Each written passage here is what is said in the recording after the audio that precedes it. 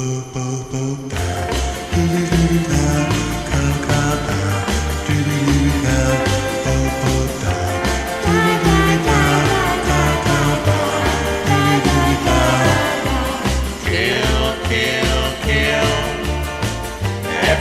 do the cockroach stomp. California, Tennessee, and Louisville. Come on, do the cockroach stomp. 1 and 2 and 3 and 4. Stomp your partner on the floor. Squish, squish, squish, squish, squish. Find a bug, make a wish.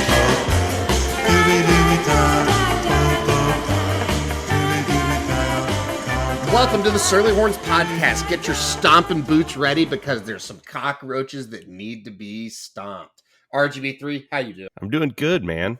Yeah, after I think everybody should be doing good after you score 70 points on Tech. It could have been 100. It could have easily been 100 if they really did want to live up to their mantra, all gas no brakes, continually to butt fuck them into a. I've totally forgotten that we scored 70. I don't even know. I was dumbfounded. I don't even remember what that feels like. I'm still a little mad. We were 1 point away from breaking the Big 12 record for points scored in a game. That would have been great. They should have just done it. Yeah, it's okay. There's always the cockroaches. So there's only up from here, guys. There's only up from here. So this is the baseline. Yeah, this is the bottom. This is the baseline. Yeah, imagine when we get more experience. That was setting expectations. So Casey Thompson in an interview this week has said, I wasn't really too stoked about 70. He's like, I wanted 80. Guess what, motherfuckers? We're going for 80. You know why? I mean, because Casey Thompson has his clip pierced. He fucks. He confirmed. I mean, he looked great. Jumping straight into awesome. He looked poised. I think was the best part about his entire game. Was everything looked fluid. It didn't look scattered. He wasn't running for his life. Shout out to the offensive line for that. The offensive line looked fantastic. They didn't give up a single quarterback pressure. That's insane. Yeah, the offensive line was completely different. If you haven't signed up for the burn ends, sign up for the burn ends. Jared Wiley did a Sunday wrap up. We talk about some of the offensive line play and some of the blocking. Go check that out. Subscribers only. But back to Casey Thompson. 42 for 54, 565 yards, 8 touchdown passes, 95.1 QBR. Number one QBR among all major Power 5 conferences is starting. It's crazy. It's crazy. And I mean, it's a little shocking that we didn't. Where's this guy on the practice field? Hudson Card must be the best practice guy of all time. And Casey Thompson must look just absolutely horrendous because when it's time to actually play the game, not practice. We're not talking about practice. We're not talking about a game. He looks insane. He looks unstoppable. And it's great. Do you have the stat on he's led touchdown or scoring drives on I think 14 out of the last 12. Yeah, 14 out of the last. Listeners, Texas has not punted the last 2 games. 2 entire games. And even I think a quarter before that, I think we're at 9 straight quarters of no punting. No punts. It's crazy. It's crazy because even when they're going for it, I think they've gone for it on 4th down 2 or 3 times, but it's been 4th and 2. And it's one of those decisions where it's yeah, we're not going to bring Dicker out. We're just going to. Yeah. Usually they score a touchdown with Bijan. Oh my God. His 4th and 5 play, that juke that he put to score that first touchdown. I mean, he broke that guy's ankles. He just I don't know if you listen to the radio, if you're blind, go get fucking surgery. You need to see this. You need to see this cut. It's one of the best cuts that I've ever seen a college player make. It reminded me Reggie Bush in high school type shit, Noel Devine high school tape, Anwood and Mixtor type shit. It was crazy. And what's awesome, it was just so smooth. It looked like he was barely even moving and the guy just grasping at dust. It was not even close. So there's a lot to be excited about right now. And I think as fans, it's okay for us to be excited. It's okay for us to look to TCU and say, we want to do a fucking shutout in Fort Worth, and we want to score fucking 80-0 would make me feel real nice. I'll take 80-14, 80-21, maybe. 35 is too many. So, and I want 80, right? Casey, you said it. You got to back that shit talk up. We need 80. But Coach Sarkisian kind of doubling down and saying, nobody respects us. Nobody respects us as a football team. I still think nobody respects us. So we've got to go in and show people that they need to respect us as a football team. And I fucking love that from a head coach and that mentality at the University of Texas to say, we demand your respect.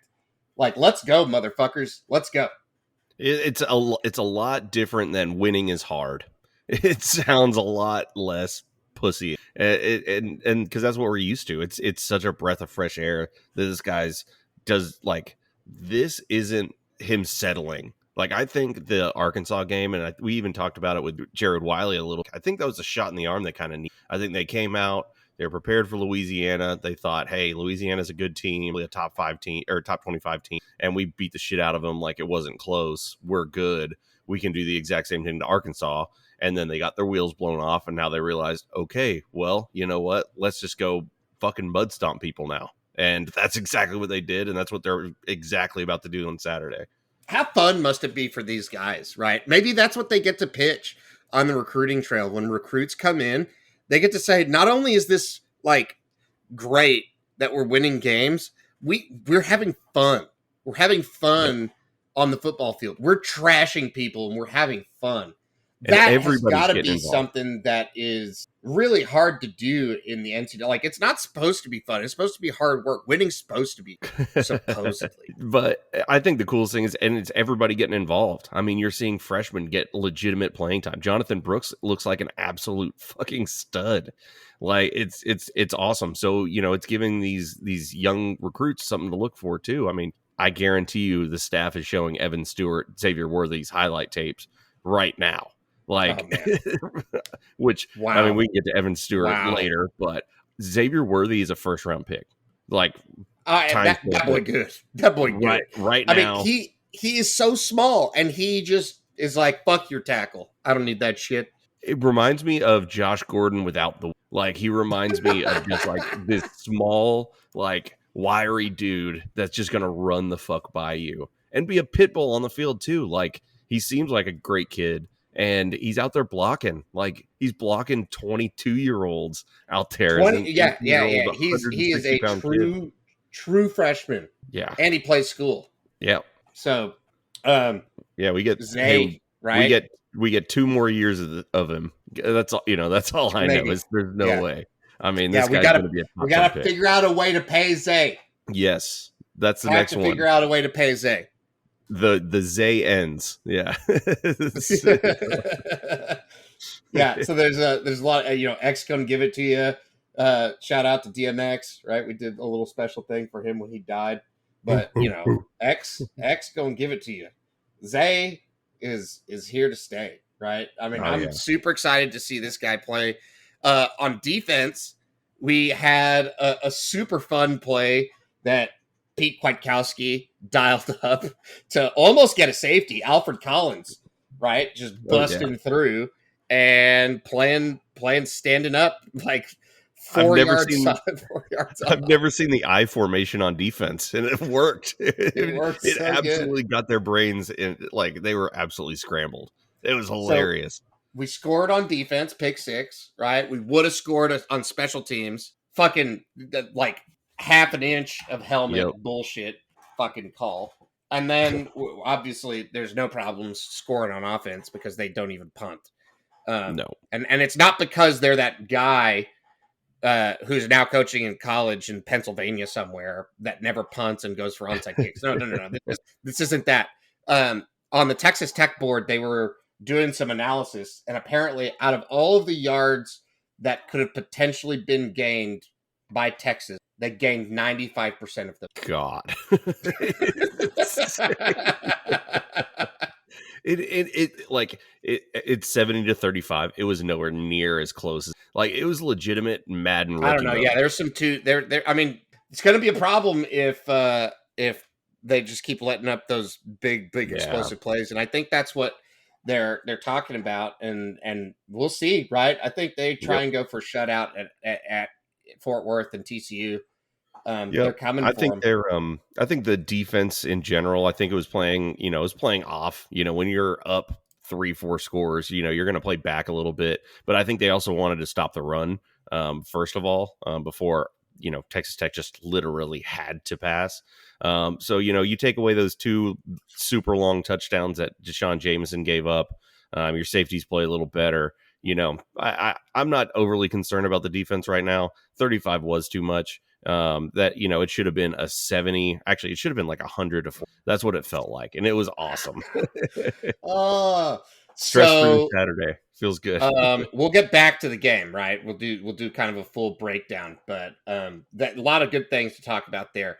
I still don't have fucking air conditioner in my house. Hey, at least it's not 100 outside. It's worse, man. I mean, I don't know that it's worse, but it's pretty bad. It's high, temps in the low 90s, and it is like 72% humidity. Hey, that's Houston, baby. And for those of you who don't know, air conditioner removes humidity from the. So it's not even that the house is necessarily that hot. It's only like 78 or 80 in the house. Lucky that it's in the shade and stuff. It's fucking humid as balls, and all the air is just stagnant. Just feel like you take a shower, like just walking through your house. Dude. Like It's so bad. So I did fix my AC in my cabana, which doubles as my office. So it hasn't been so brutal during the frog. Got the frog guts cleaned out. Ordered a fan, put it in, and I've actually been sleeping out here. That's how hot it is in my house. And I'm sleeping like on top of this air conditioner. I'm basically snuggling. Just spooning an AC unit, just spooning a wall unit. Exactly. It feels pretty decent in here. It feels like absolute dog shit in my house. It is awful. And I feel bad for these AC guys, right? They keep coming out. They've spent so much time out here, and they just they're going to end up replacing the entire system under warranty, but in like over like a 4-day period, they've come to this conclusion. Yeah, it's been fucking terrible. And I know all about warranty. And my wife just keep getting madder and madder because they're like, oh, the part comes in and this will fix it, and then of course no AC, and my wife is just fucking losing her.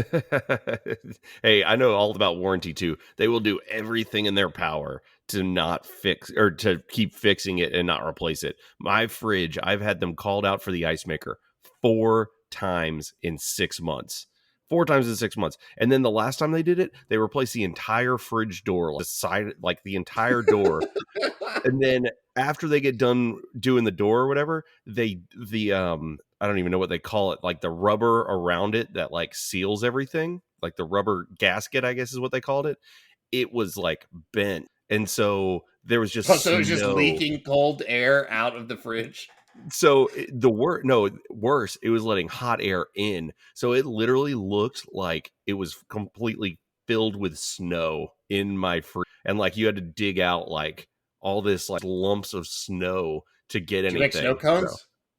We did not. I don't know if I want to eat that, but it is fixed now. So, and my wife's still bugging me to just buy a new fridge, and we'll turn that one into a beer fridge, or go sell it on Facebook. I am ready for some fucking AC though. My AC, just so everybody knows, my AC went out before the Rice game. Oh gosh, yeah. But luckily there was a week in there that was pretty nice, and it kind of like, but. It has not been nice for this week. It's been shit. It's been totally. And now it's going to rain more, so it's going to be even more humid.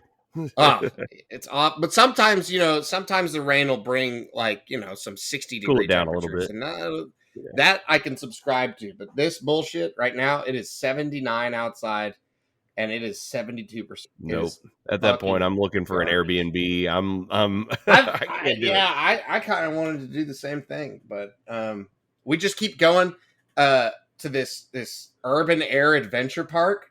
It's this place that has indoor skydiving. We're not doing that with my 2-year-old, but my 2-year-old, there's trampolines and all kinds of shit in there, and it's most important of all, air conditioned.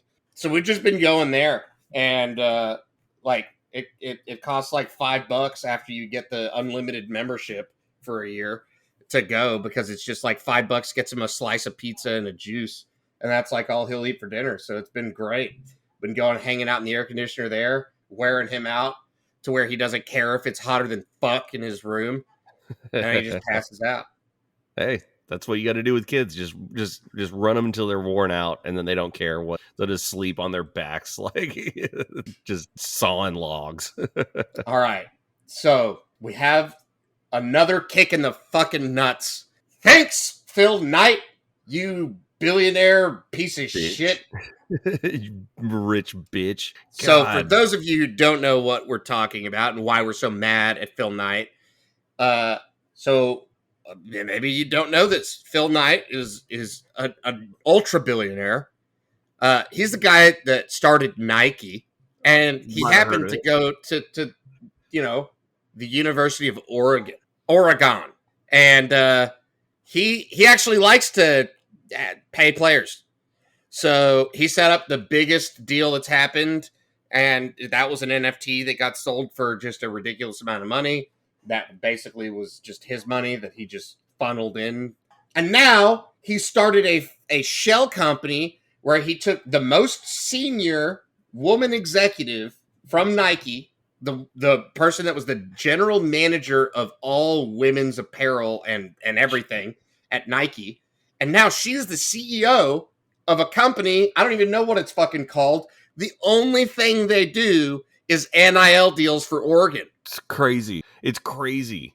And imagine having all this money and all these resources, and all you want to do is watch football. It's like one of us just being a trillionaire. Oh, it's not just football. The chief athlete officer is the lady that just got drafted number 1 overall in 2020 from the University of Oregon basketball team, the women's basketball team. So not only is Phil Knight doing the right thing, paying players, he's putting these women in positions of power to do good and say, hey, we're going to like hook this all up. So it's not just sprinkled on the football team. It's going to be women's volleyball. It's going to be fucking golf. It's going to be swimming and diving. It's going to be track and field. They're just going to fucking pay all the goddamn players through this fucking shell company that's designed specifically to pay players. You know what pisses me off is and I'm going to go back to Crystal Conti for setting us back so far, because the best people or the best NIL deals that Texas has so far are two dumb assholes on a podcast and a foul-mouthed message board, and a dude that just makes barbecue for a living in Pinkerton. And otherwise, it's just like dudes paying, like Inside Texas paying, for interviews, and there's straight no creativity. Straight dog shit. And they're probably not going to do it next year, because if you've at all seen the YouTube views that they're getting, it's less than 5 figures. Oh, for sure. yeah. They're not even getting. For sure. They're not even getting 10,000 views on these videos. So like, there's no way at all that the content is worth for them the investment, which is how they view it. And that's the beautiful thing about burn-ins, is this shit's not an investment for us. We're just trying to fucking pay players, and we all get something out of it. We get something that we've always wanted, and it's good for next year and the year after that and the year after that. And shout out to the Hatter family for coming to the tailgate. Me and Mr. Hatter were just trading pools out of a mezcal flask. Getting real trashed before the Tech game. And it was a lot of fun. We had Gunnar Helm's dad come out. Shout out, Blake. You're awesome. You're a good dude. And we had the Hatters come out. And it was a good time. We had a really good turnout. Sold a bunch of T-shirts. Everybody got drunk. We got drunker after the game. Went back to the tailgate and finished all those beers. So shout out to everybody that came to the tailgate. Oklahoma State will have a bigger spot for Oklahoma State. Kansas State and Kansas. Not in that order, though. Kansas State is. But, yeah.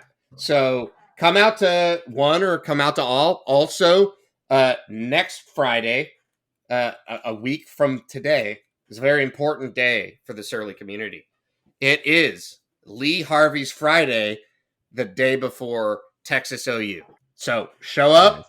Usually people start showing up around 5 or so.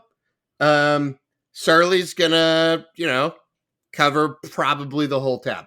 So get there as early as you want and stay really until we drink them out of Shinerbach and Lone Star, probably. Say that's what happened in Arkansas. I can only imagine what would happen with something that's a little closer than Vietnam. And code word Mule Dick still, I assume. Code word is always going to be Mule Dick, but it is open to the public. But so going back to the NIL stuff as well. So I did want to hit on something. So just so everybody knows, we're the burn ends for us wasn't the end all be all. We're not done in terms of NIL stuff. You'll start to see, whispers of bigger things getting put together that we're involved in. We have some really, really big ideas that if we can connect on it, I'm not saying it's Nike money, but it's a start, and it'll put us well ahead of all of our peers. Outside of Oregon. I mean, Oregon's the only one that's doing shit. Don't get too stressed about the NIL stuff. It's the first year of it. Things will get figured out, and there needs to be a large corporation that, and hopefully you will start to see some progress in the very near future. Fucking pray, guys.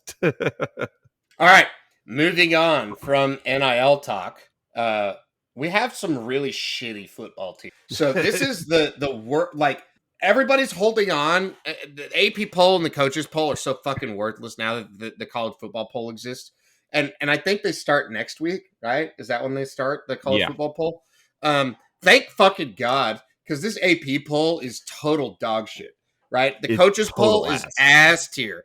That these guys are so fucking bad at ranking teams now. This is the most ranked teams that has ever lost in 4 weeks of play in the history of college. Since they've been doing this, there's never been a year where there have been worse teams that they picked at the beginning of the year. Fucking Clemson is terrible. They're still ranked. They're 25 and we're not ranked. They lost to NC State. So normally you're the guy that pulls up stats. I have some very special stats. So DJ Uunga, whatever the fuck his name is, they're 5-star. He's the next Trevor Lawrence guy. Like he's the next dude. Here's his stat line for the year. He's 51. Sorry. I'm looking at the wrong thing already. See, I already fucked it up. He's 63 completions, 112 attempts, 56% completion percentage, 586 yards. He's averaging 5 yards per pass, 3 touchdowns, 3 picks. His rating is 103. Here was his line against NC State. 12 for 26, 111 yards, 46%, 2 touchdowns and 1 pick. The dude this guy has not broken in 4 games. One against Georgia, I'll give him a pass. South Carolina State, Georgia Tech, and NC State, he has not thrown for over 200 yards in a game. It's bad. They're terrible. Oh, It's insane. They played Georgia. Did they lose to NC State last week? I don't even know anymore. They're just bad. They're just fucking bad. Yeah, they barely beat Georgia Tech the week before, 14-8. Yeah. He has the 84th worst or 84th best quarterback rating in the nation, 46.2 QBR. But who's that number one? We know, baby. It's the guy that got his clip pierced. God damn it. He's so good at football. Anyway, outside of that, Alabama, they are who we thought they were. Probably, right? We'll see. We'll find out this weekend, I guess. They play somebody, right? Don't they play Arkansas? No, they play Ole Miss, and Saban loves to beat the shit out of his former assistants. So that'll be one. Arkansas apparently is fooling everybody that they're a good football team. They beat Texas A&M badly. It looked pretty bad, and KJ Jefferson wasn't even in the fucking game. We got to break this down. So Aggie loses to Arkansas. Hilarious. First of all, after we immediately following a 70-35 blowout for Texas, and so my A&M talking all that shit, talking all that shit after Texas loses to Arkansas, saying we're going to donkey fuck them. And then they just go and score fucking 10 points. Jimbo's offense is legitimately the worst, most boring offense. If you were an offensive recruit and you watched Texas game and then immediately went to Aggie game, it's like going from the fucking Autobahn into like a church parking lot. Like you're going 110 and then you're like 5 miles an hour. You're on a golf cart. Golf carts go all fast gas, no brakes to all brakes, no gas. and the funniest part was all the recruits that were on campus at Texas, they sat with Sark and like all the other coaches and watched the Aggie game like on campus with the Texas coaches. I would love to have been a fly on the wall and just listen to how much Texas was talking. Especially, could you imagine like Brandon Thompson? He was there the week before, but like Brandon Thompson was between us and Aggie and maybe Oklahoma State. And it's like, you want to be a wide receiver in that offense? Are you high? Are you crazy? I legitimately have zero idea why any offensive position players besides running back and offensive line would sign with A&M, just based solely on that game, because it was truly embarrassing. I do want to run that game back, but not at the cost of having to do it if Texas runs the board and wins the Big 12. I don't want to play Arkansas in a bowl game. I don't want that to be a thing. But I think if they run that back, just starting Casey, they fucking win that game. They may not blow them out, but it'll be close. They win that game. Agreed.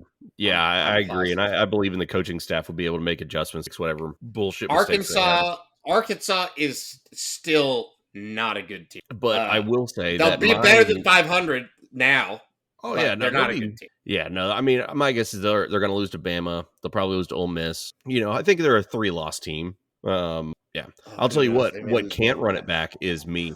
My body can't run that game back. If we did the same RV trip, if we could you imagine? Okay, here we go. Here's a scenario. Well, you got the flu afterwards, so you feel worse. Yeah, I know. Actually. Crazy. So imagine we play them in the Sugar Bowl. RV trip to New Orleans, you just have to end it at that point. Like I would just be dead. Like my soul would it would be like when Obi-Wan Kenobi gets hit with the fucking lightsaber. I would just poof, just my clothes would drop down and be like, oh shit, RGB3's dead. Yeah, because they would summon you with the hillbilly Horcrux, and then they would kill you finally. Right? Exactly. Yeah, some little kid with glasses stabs my soul in Vietnam with a fucking basilisk tooth. And there, I'm just toast at that point. I get Expelliarmus to death. The fuck. All right, so let's get back to the Tech game. We've talked about some of it. We talked about the one cut from Bijan, some of the touchdowns from Xavier Worthy, but we haven't even really talked about Casey Thompson's play in that game. Near perfect. It wasn't perfect because he did throw one interception that he had Cade Brewer, Barden, shout out, wide the fuck open. Yeah. On a check down, and he just swung for the fences, and it was a bad call. Other than that, fairly flawless execution throughout the day, driving the ball forward. We had Bijan go for well over 100. I think it was 156. And then he caught for another 60. So he had a 200-plus yard game. We had Roschon Johnson with 2 touchdowns on the ground for, I think, 68 yards. We had Keelan Robinson. So the Texas had another 300-plus yard rushing game. Crazy. In conference play. I don't care if Texas Tech is a fucking Power 5 team. They may be bad, but they're a real football team. They have real football players. It's not like they're playing fucking patty cake. They're playing a real football team, and they're putting up absurd running numbers. And, I mean, their defensive line thought it was. If they're not gashing you with the run, falling forward for fucking 9. Roschon Johnson is like good for 7.5 yards. every time he got the ball, you're not going to get him down with the first guy that gets there. Yeah, You're just not. yeah. You need It's two crazy. dudes to wrap up and try to get that motherfucker to the ground, and even that might not work. Meanwhile, our offensive line is Totally redeemed found the secret themselves. sauce. Found the secret sauce, and they are blocking out of their minds. Casey Even Thompson Okafor was wasn't even great. hurried. Crazy. Wasn't hurried. Okafor played great. Better than, I think that was probably his best game at Texas. He had one holding call that I thought was actually shouldn't have even been called. He just whooped the shit out of the guy enough to where they're like, oh yeah, that you had to have held if you whooped his. And so you have even the tight ends. I think that's one crucial thing for this offense is you need those 5 guys, the 5 offensive linemen, be able to block without running back and tight end help.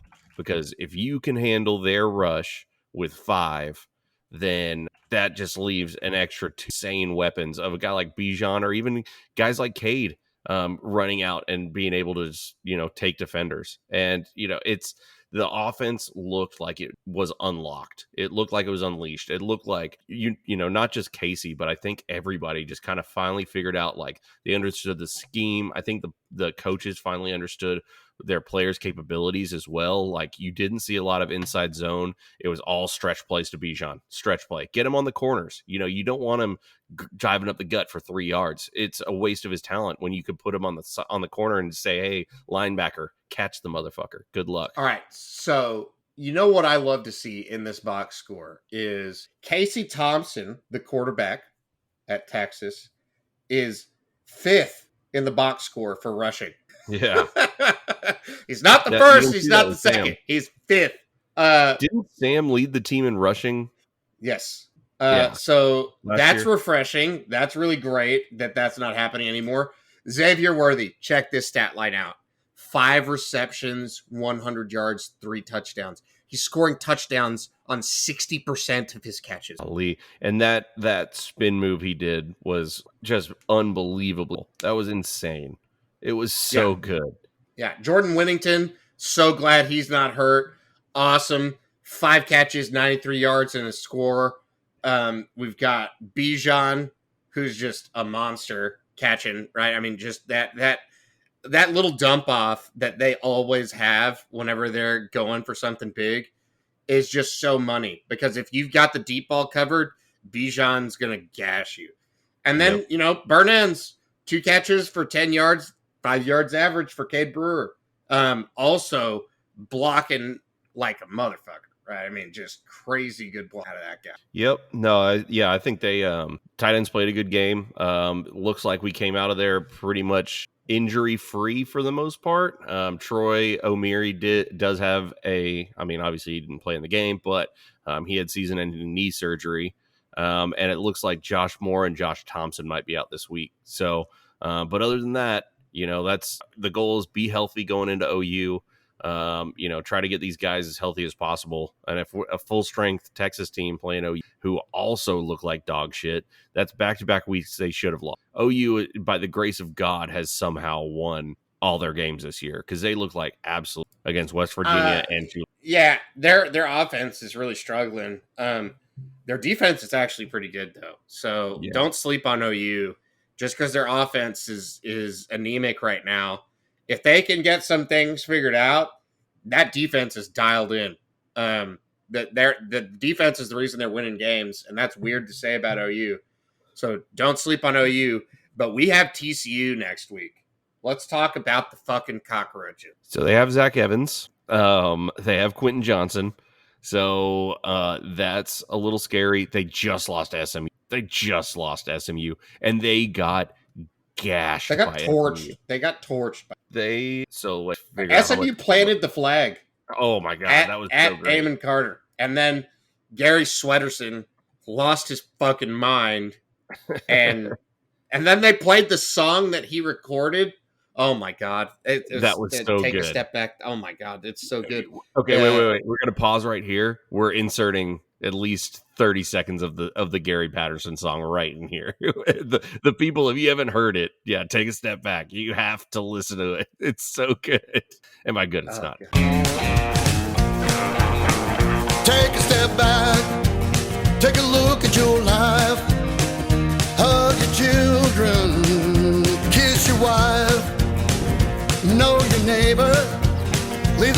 in your truck.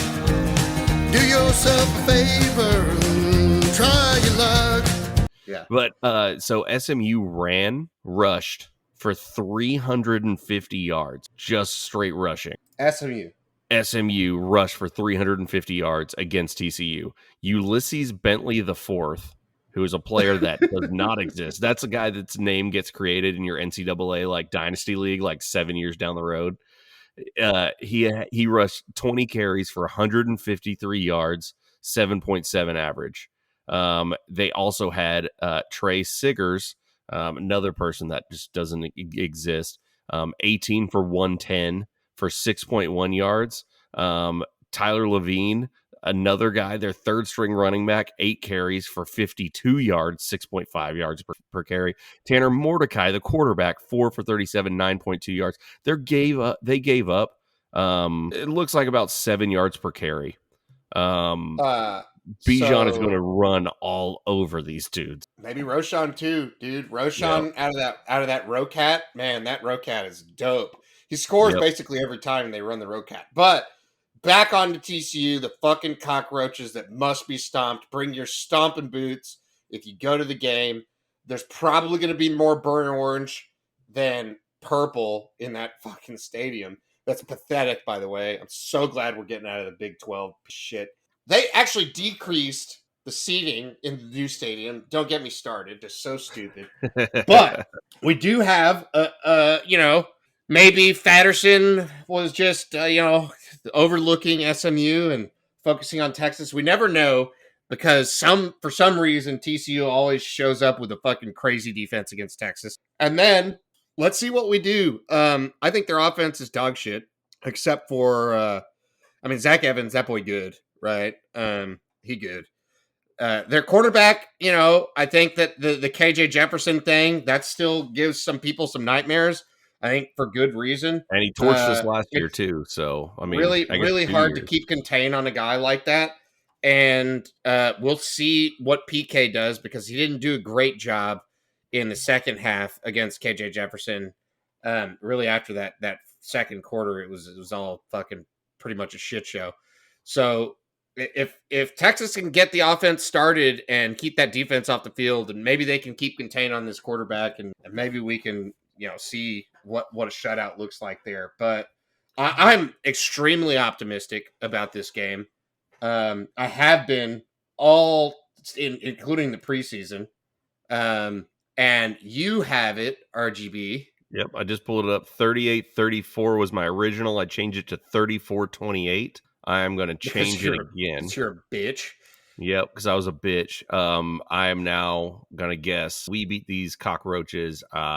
Give me 45-14. Okay. And I, big dick style, whenever we did this, said 52-7. Because fuck them. And you might be I want to revise that, but I'm not going to. I seriously want 80-7 or less is what I want. Now that Casey Thompson's called it out. So I would looking forward to the TCU game. I'm not going up to Fort Worth, but I do know quite a few people that are going up to Fort Worth. Be loud. Make it a home game for Texas. That'd be great. And, I think it'd be great to, first of all, eternal scoreboard, because this is the last time we ever play. Like, ever. The last time we ever play them. So, yeah, unless they have a miracle Rose Bowl run again, something. Yeah, good fucking luck. And if Andy Dalton walks through the door.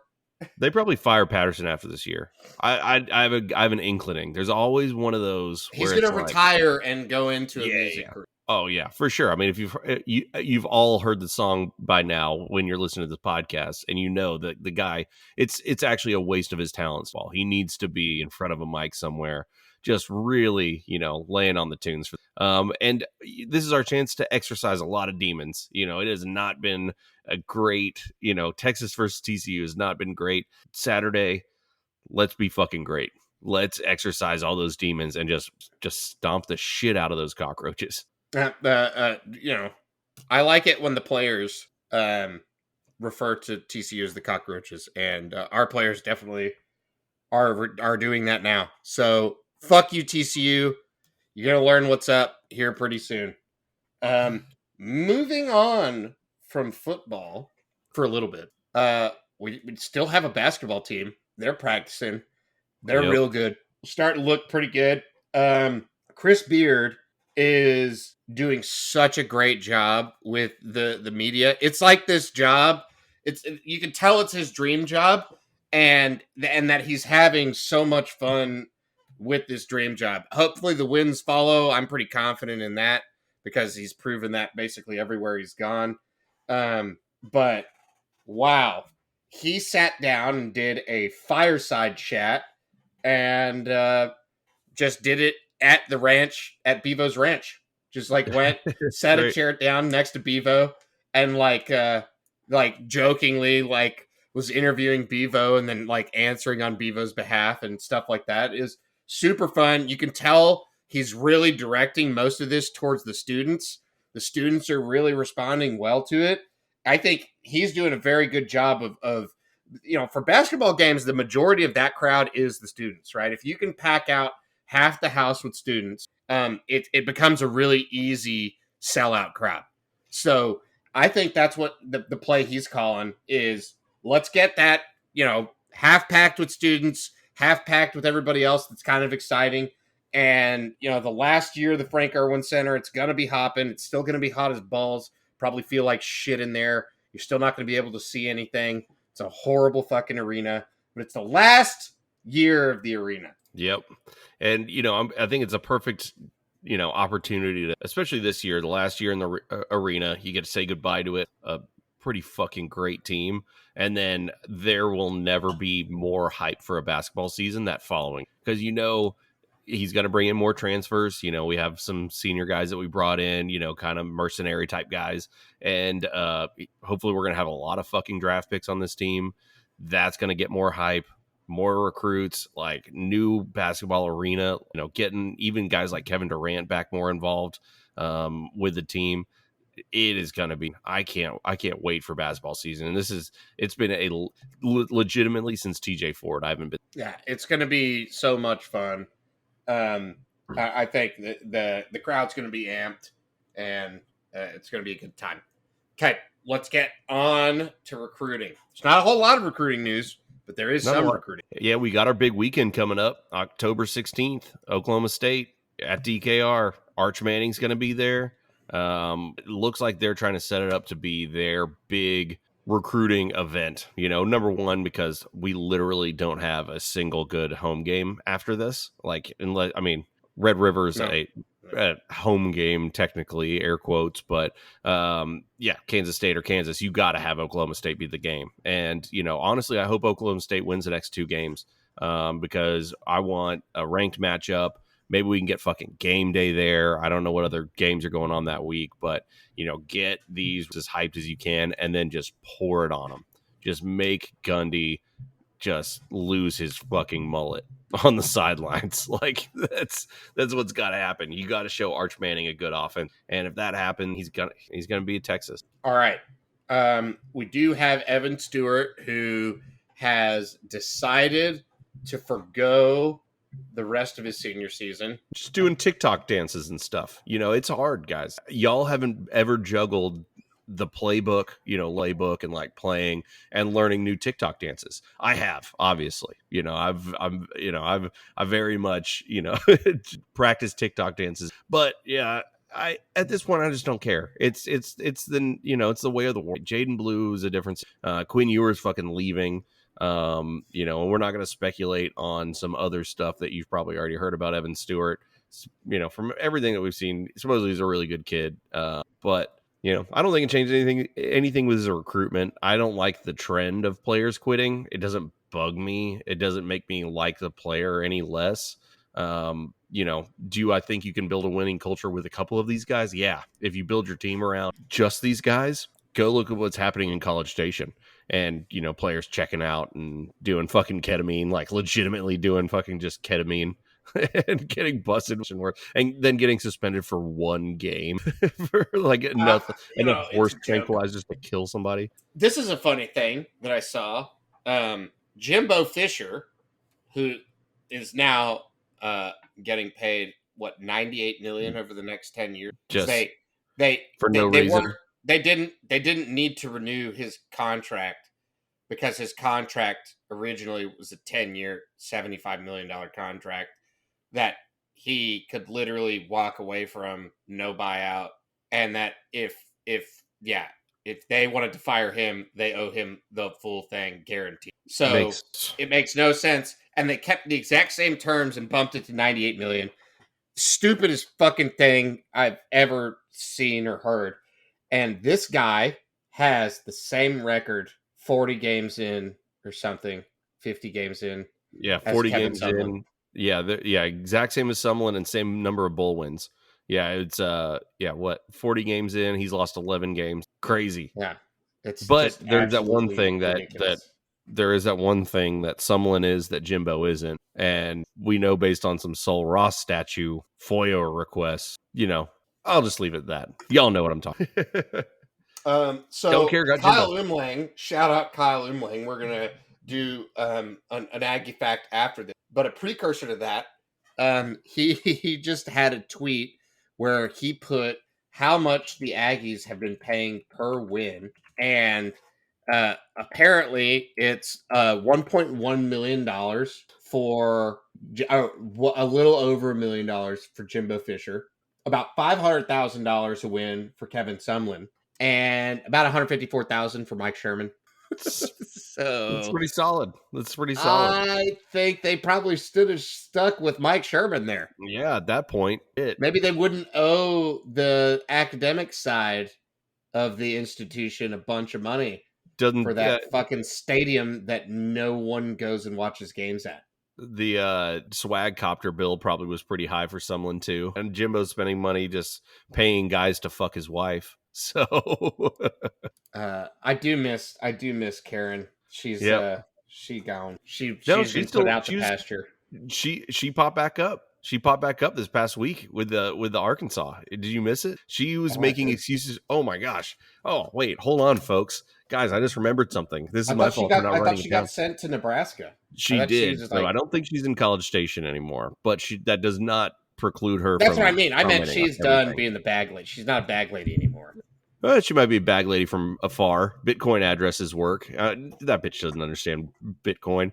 But so if anybody didn't see, so Karen made a post about Calzada not running the plays Jimbo called, basically trying to cover for Jimbo, and then proceeded to tell everybody that some of the A&M dads were throwing a barbecue to get Zach Calzada's spirits back up, and basically having like a communal like get together to help raise the Aggie spirit in this lost wandering puppy quarterback that they have, because he is also their only quarterback. They moved their quarterback recruit, true freshman Eli Stowers. They moved him to tight end immediately when they realized the guy can't throw a football.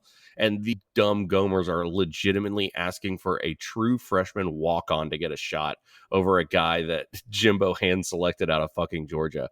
And now the Aggie dads are having to get involved and actually have a barbecue for this kid just solely to make him better at. Good luck, guys.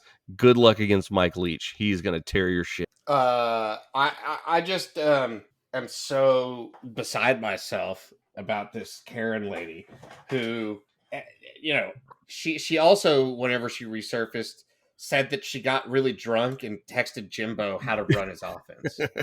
Yeah, and making suggestions on play calling. That was my favorite thing she texted him. What a fucking idiot this person is. We have to get her on the podcast. It's now my life's mission. It'd be better than Taylor Ham. Way better than Taylor Ham. Yeah. All right, so let's get into Aggie Fact Thursday. Or not Thursday, it's just Thursday, but the Aggie Fact of the week. All right, here we go. Aggie Fact of the week. Shout out Kyle Umlang, 101 Aggie Facts, things every Longhorn should know. Aggie Fact number 39. Texas A&M and Vanderbilt are the only SEC teams that have not won an SEC championship or SEC division title in football. You're basically Vanderbilt. So that means Missouri played for an SEC championship? Yeah, when they were in the East, like remember like Chase Daniel and all that, like they had some pretty decent. Chase Daniel was that? I thought Chase Daniel was in the Big 12. It was the Big 12. No, who's the other guy? Drew Lock? Fuck, dude, I don't know. Mizzou sucks. So A&M sucks worse than Mizzou? That must feel fucking awful. 2014 SEC championship game, Alabama versus Missouri. Well, yeah, I remember it now that we're talking about it. And he goes they on the had no score. business. It was terrible. 42-13. Oh god. This is Yeah, that was with Blake Sims. wow. Okay.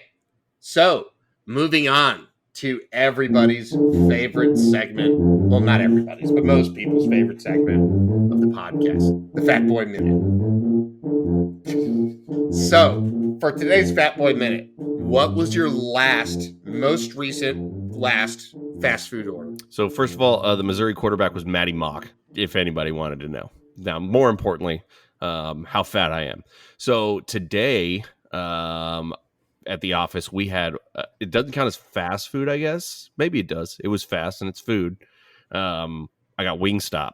So that's good. not fast food. Okay. Then the last meal I had was a Chick-fil-A. Does Chipotle count? Chipotle doesn't count, does it? Chipotle's fast food. Oh, okay, cool. I had Chipotle. We just moved to a new office. Very excited about it. It's like 14 minutes from my house, and we can walk to a Chipotle, a Dickey's barbecue, which I won't be doing, a Salada, which I will not be doing, a Panera Bread, which I will not be doing. But there's also a Razzoos, a Cheddar's, and a Bombshells. Oh, I fucking love Razzoos. Oh my god, we had Razzoos yesterday. Fantastic. I had Razzoos. Razzoos brings their A game. It was solid because I was expecting some Applebee's type, microwaved bullshit, and it was good. It was legitimately good. Razzoos pretty good. All right, so what did you get at Chipotle? What's your fucking order? Always the same thing. I go burrito. I went white rice. Did you get the smoked brisket? Fuck no. God no. So once you have good barbecue, like it's so hard to eat. Like processed fucking barbecue, like shredded brisket. And it looked terrible. It looked dry as hell. So I have burrito, white rice, black beans, double chicken, hot salsa, queso, corn, and then ready for this, extra cheese. And then you roll it all up, and then I get a side of the queso and the hot salsa. Okay. That's a strong Chipotle order. That's a good. Yeah, it was good. It was good. Normally I don't even get the corn. I gave it a try, and I won't ever not get the corn now. I'm gonna meander into my answer, but now since we brought up Chipotle and we brought up the smoked brisket, I did try the smoked brisket. Was it good? Chipotle. It was fucking awful. I'm never eating at fucking Chipotle again. I'm done. I'm done with Chipotle. The last 3 fucking times I've been to 3 different Chipotles, and it has just significantly gone downhill. It's just gone so far downhill. It's not good. And I mean, especially, I'm a Freebird guy. It used to be so good. It used to be so consistent, fresh, and delicious and juicy and awesome. And now it's just bad. It's bad every time I go. My tortilla was crunchy. It was literally crunchy. I don't even know how they did it. They got it crunchy. How do you roll the rice? The rice was like overcooked mush that did not taste like cilantro or lime. And it was way underseasoned with salt. It just was mush. And then got the smoked brisket, which was awful. I mean, it was just not good. It was. I can't believe you did that. I wouldn't do that. I mean, I shouldn't have done it, but I was like, "Fuck it, I'm here." That's why I won't do their carnitas. Like I used to do their carnitas all the time. I used to do their barbacoa. Dude, the beans were undercooked. The beans were like that weird consistency where they were still like grainy because they weren't like totally cooked through. And yeah, I mean the whole experience was just bad. Everything about the experience was awful, and I far prefer Freebirds. You ready for my Freebirds order? No, so I have the same thing, and it sounds crazy. No. I got to talk about my fast food order. We're talking about Freebirds. Okay, and then I'll get to my Freebirds order because it's insane, life changing. Just fucking tell me your Freebirds order then. Okay, Freebirds order. So cayenne, Monster cayenne. Yeah, Monster on cayenne. Cilantro lime rice, Oh, mixed cheese. I do Spanish rice. Oh yeah, no. So cilantro lime rice, mixed cheese. Then I go double steak. Ready for this? Barbecue sauce. Load that bitch up with barbecue sauce. It is so fucking good. And then I'll do the crunchy tortilla strips, lime, and then a fuck ton of habanero. Try it. I swear to God, it'll be the best burrito. Sounds crazy with the barbecue sauce. It's insane. So good. So, my most recent fast food, I went to Jack in the Box, I think 2 or 3 nights ago. And I ordered 6 tacos, Solid. a breakfast jack with extra ham, and an ultimate cheeseburger with basically made in the style of a jumbo jack with lettuce, grilled onions, mustard, ketchup, extra pickle. I just basically got a real burger instead of an ultimate cheeseburger. But that was, and then an egg roll Curly's? because it was free. Egg rolls. Egg rolls are good. And dude, they're Underrated, especially for free.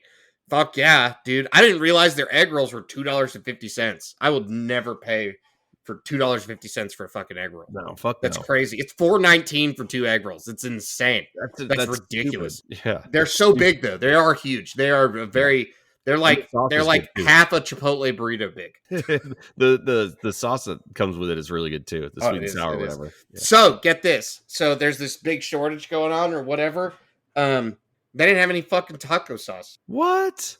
Yeah, so I had to go in dry. Not only they didn't have taco sauce packets, they didn't have taco sauce in the bottle. Man, so they didn't even have it. I had to go in dry on those tacos. Ready for this? And let me tell you, Jack in the Box tacos are like, the sauce is actually kind of like a huge component. So next time you do that, ask for their Frank's Red Hot sauce. So they have the thick Frank's Red Hot sauce. I think I've talked about it on the podcast. Yeah, they have thick like the Frank's buttery one, the one that has like a stick of butter in it. Yeah, but it's in like a peel, like ranch cup, and you can dip it. And it's like thick. It's so good. Ask for the Frank's Red Hot sauce. I swear to God, it'll be. It's so good. It's so good. No curly fries. No. I mean, 6 tacos is a lot of fucking tacos. There's a lot of tacos. So, there's a lot of tacos. And I mean, I usually thoroughly enjoy the tacos, and they just weren't good. The guy that was working there just looked so dejected. There was somebody in front of him. I order on the app and then just tell them that I'm there and whatever. The guy in front of me, it like was there for like 5 minutes and then just drove off. And I was like, what the fuck? Yeah, and then I got my dry ass tacos, and then I actually went back through the drive-through and was, because I tried to go inside, the door was locked. And I went back through the drive-through. I was like, "Hey, me again, need some taco sauce." And he was like, "We're out of tacos." Who's out of taco? And then I was like, "Man, no wonder." Like some guy probably tried to order fucking a bunch of stuff, and he was like, "Now we're out of that. We're out of that. We're out of that." I'm sure their shake machine wasn't working. Their fucking shake machines everywhere never work. Fucking bullshit. It's all bullshit, and they don't care. They don't give a shit. They're still getting paid the same. Like, fuck your food. I would say. Moral of the story: don't eat at fucking Chipotle anymore. Sucks. Agreed. And it sucks because it did used to legitimately be good, and I will say my burrito was very good. It was, but their chips were inedible. Absolutely 100% inedible. They were like burnt. There's no salt on them. Like, and their queso still fucking sucks. Remember their original queso that they came out with? And it was just like grainy, powdered. Like, all you have to do, legitimately, $1 million companies that are listening, $1 billion companies that are listening, Velveeta and Rotel. Just put those together and just tell your employees, like, go to HEB and get Velveeta and Rotel and just heat it up and then put that on everything, and you're totally fine. Makes no sense. And with that, we are done. Fuck Chipotle. Fuck TCU. Stomp the Cockroaches. Let them know what's up. RESPECT, motherfuckers. Hook 'em. Hook 'em.